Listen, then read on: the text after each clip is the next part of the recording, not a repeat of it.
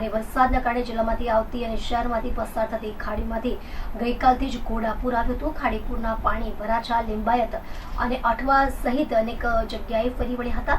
અનેક જગ્યાએ પાણી ભરાયા હતા, જે અંગે મંગળવારે મ્યુનિસિપલ કમિશનર શાલિની અગ્રવાલે ઋષિ વિહાર અને વ્રજ વિહાર તથા નંદનવન સોસાયટીની મુલાકાત લીધી હતી। આ વિસ્તારમાં આજે પણ ખાડીના પાણી ભરાયેલા છે અને લોકોની હાલત કફોડી થઈ રહી છે। આ ઉપરાંત મંગળવારના ખાડીના પાણી Saroli, Saniya, Hema, Sathana police station, Kumbhariya, Puna police station, landmark, textile માર્કેટથી કડોદરા રોડ અને પર્વત પાટિયા તેમજ માધવબાગ સહિત અનેક વિસ્તારમાં હજુ પણ પાણી છે, જે ઉતરવાનું નામ નથી લેતા।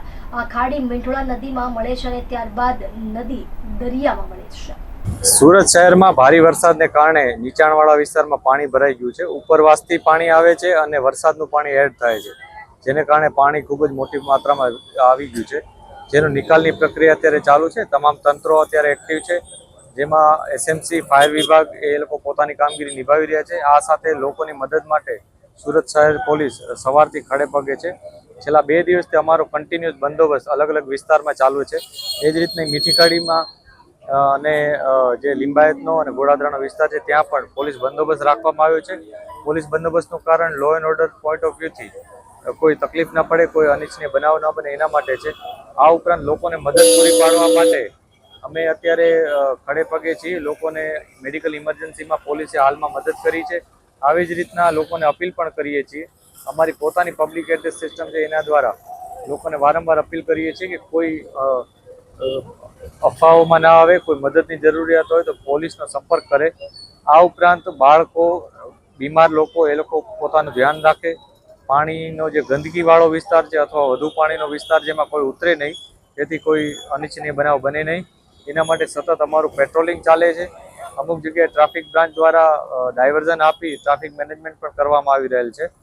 પીએ સિસ્ટમ દ્વારા અમે વારંવાર લોકોને આ બોટમાં આપ જોઈ શકો છો કે અપીલ કરી રહ્યા છીએ અને બોટ દ્વારા તમામ જગ્યાએ અમે ફરી રહ્યા છીએ અને લોકોને એક જ વસ્તુની જાણ કરીએ છીએ કે કંઈ પણ તકલીફ હોય તો અમને સંપર્ક કરે। ગંદકીવાળી જગ્યામાં ન જાય, પાણીવાળી એવી જગ્યામાં ન જાય જેથી કંઈ ડૂબવાના કે એવા કોઈ બનાવ બને, એનાથી બચે। કંઈ પણ કામ હોય તો અમને જરૂર જણાવે।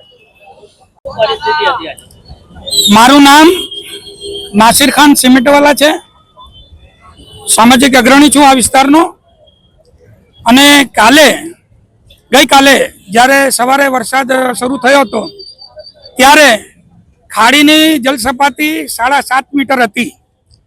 26 કલાક વીતી ગયા, વરસાદ વિરામ છે, કોરો છે, છતાં 7.5 થી 9 મીટર સુધી સપાટી પહોંચી ગઈ અને 10 કરોડનું બજેટ ધરાવનારી સુરત મહાનગરપાલિકાની પાસે એક નાગરિક જે અમારી વસ્તીમાં સિરિયસ હતો, એને લાવવા માટે બોટ પણ નથી। આપની ચેનલના માધ્યમથી દર્શક મિત્રો આપ જોઈ શકો છો, એને લેવા માટે ફાયર બ્રિગેડના અધિકારીઓ ખભા પર ઉચકીને એને લાવ્યા, જેની ઉંમર 65 હતી અને સિરિયસ છે।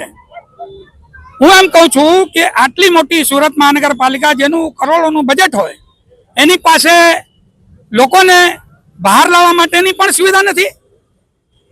તો પછી કઈ પ્રકારની આ સુરત મહાનગરપાલિકા છે? ખાલી મોટી મોટી વાતો મેયરશ્રી કરે છે। મેયરશ્રી એમ કહે છે કે બધી પ્રી મોન્સૂનની કામગીરી સરસ રીતે થઈ ગઈ છે, બધા પ્રકારને પહોંચી વળવા સુરત મહાનગરપાલિકા સક્ષમ છે।